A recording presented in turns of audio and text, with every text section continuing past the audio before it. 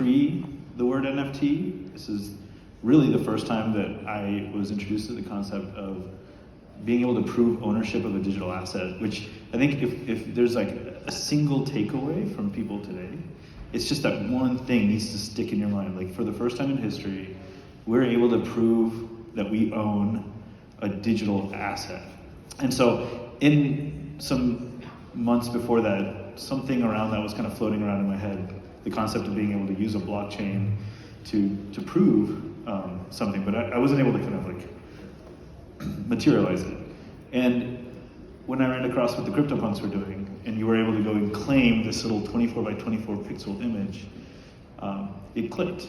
And the word NFT I don't think was being used yet.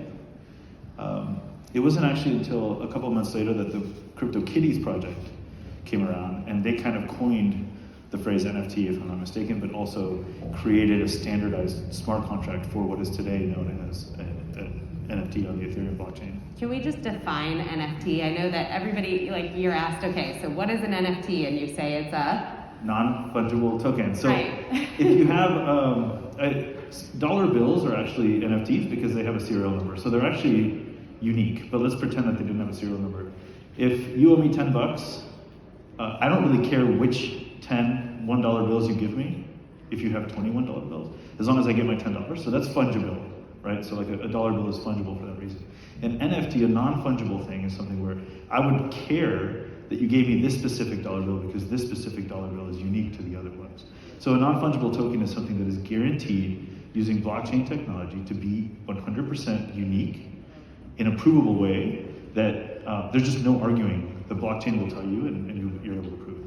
Yeah, I think that's a perfect definition. So why the blockchain? So, the Larva Labs project, the CryptoPunks project, I think is a really good example.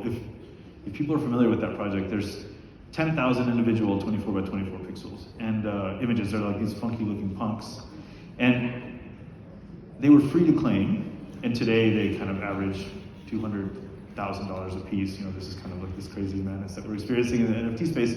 But if Larva Labs had just had a centralized web server where you would go onto their website and log in with a username and password, and then just kind of click and claim this thing, and then everything was maintained within their server, I don't think that CryptoPunks would have the value that they have today. So why blockchain? Because the CryptoPunks were created and launched on a blockchain, which means that thousands of people, not just one server that they pay a monthly fee, but thousands of people with a vested interest in the accuracy of this blockchain, the Ethereum blockchain, have a way to prove that you own something that belongs to that project. So CryptoPunks on a centralized server would have been a cute, fun art project that would have been maintained within a private ecosystem.